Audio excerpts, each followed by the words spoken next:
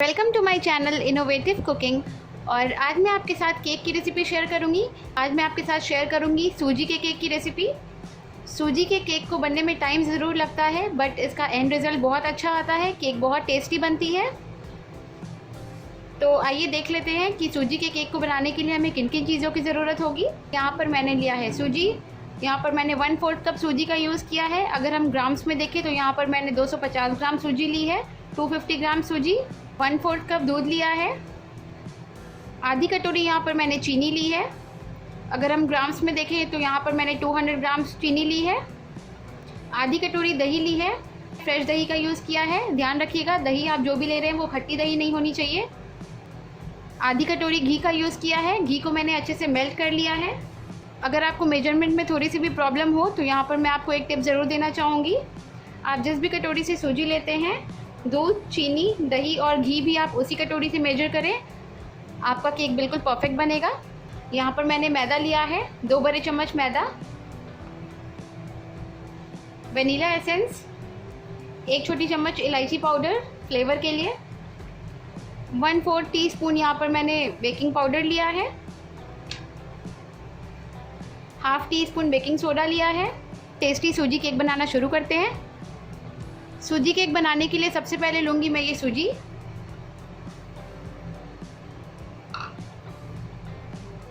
इसमें ऐड करूँगी चीनी।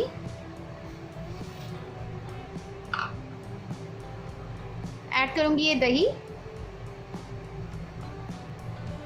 दूध ऐड कर दूँगी। ऐड करूँगी ये मैदा।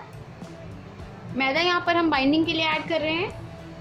आप यहाँ पर मैदे की जगह आटा का भी यूज़ कर सकते हैं। मैंने यहाँ पर 2 चम्मच मैदे का यूज़ किया है। आप चाहे तो इसकी जगह 2 चम्मच गेहूं का आटा भी ले सकते हैं। सारी चीज़ों को हम बिल्कुल अच्छे से विस्क कर लेंगे।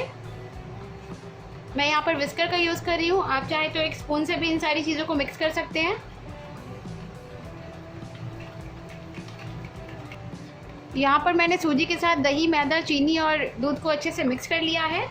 सारी चीज़ें यहाँ पर अच्छे से मिक्स हो गई है। तो अब मैं इस केक के बैटर को ढक के 10 मिनट के लिए रेस्ट करने के लिए रख दूँगी।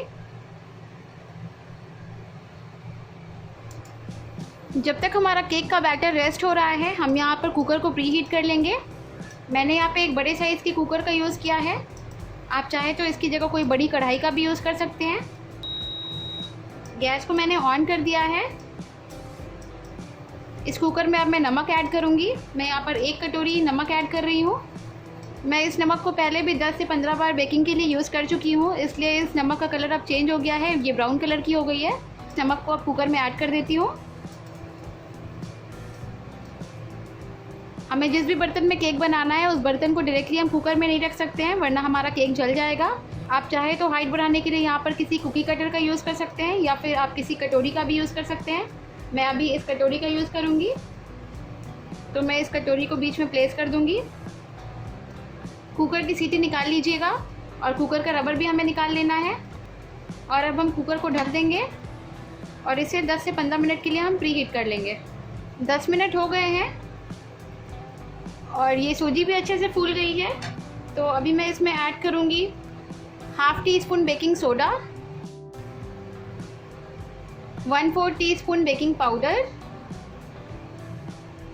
ऐड करूँगी vanilla essence, 2 to 3 drops of vanilla essence. इलायची पाउडर ऐड कर दूंगी। घी ऐड करूंगी।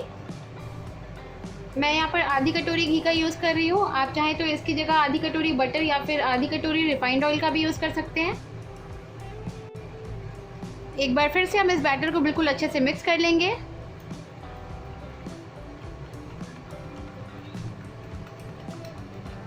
केक के बैटर को मैंने यहाँ पे 4 से 5 मिनट के लिए अच्छे से मिक्स कर लिया है और यहाँ पर घी अच्छे से सूजी के साथ मिक्स हो गई है और हमारा बैटर केक बनाने के लिए बिल्कुल रेडी हो गया है। केक बनाने के लिए यहाँ पर मैंने एक स्टील के बर्तन का यूज़ किया है। आप किसी ऐसे बर्तन का यूज़ करें जो कि आपकी कुकर या कढ़ाई में आसानी से चली जाए। मैंने इस बर्तन को अच्छे से घी से ग्रीस कर लिया है। आप चाहे तो इसे बटर या फिर रिफाइंड ऑयल से भी ग्रीस कर सकते हैं। इसके अंदर मैंने बटर पेपर भी लगा दिया है ताकि केक आसानी से बाहर आ जाए। तो अब मैं ट्रांसफ़र करूँगी इसमें केक का बैटर।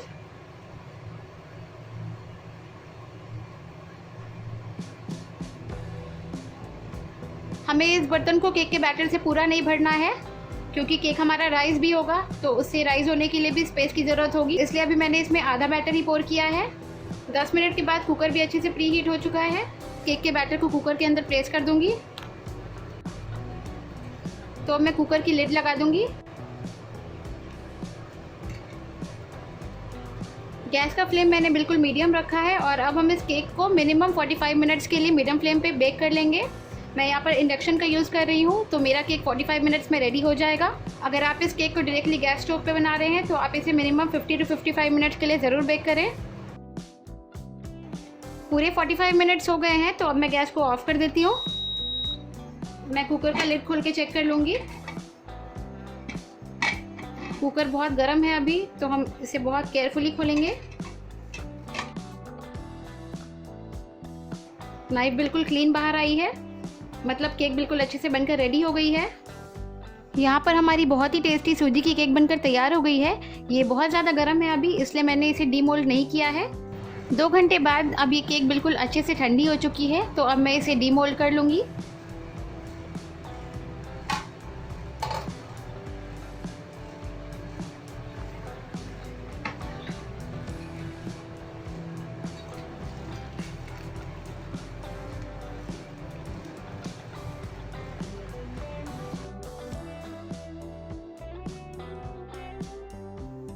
ये देखिए, ये बहुत ही ज़्यादा स्पॉन्जी है। बहुत ही टेस्टी केक बनी है। आप मेरी बातों पर विश्वास ना करें, आप खुद से इस केक को अपने घर पे बनाएं और अपने एक्सपीरियंस मेरे साथ शेयर करें कि आपके घर पे ये केक कैसी बनी। तो अब मैं इस केक को आपको कट करके दिखाती हूँ।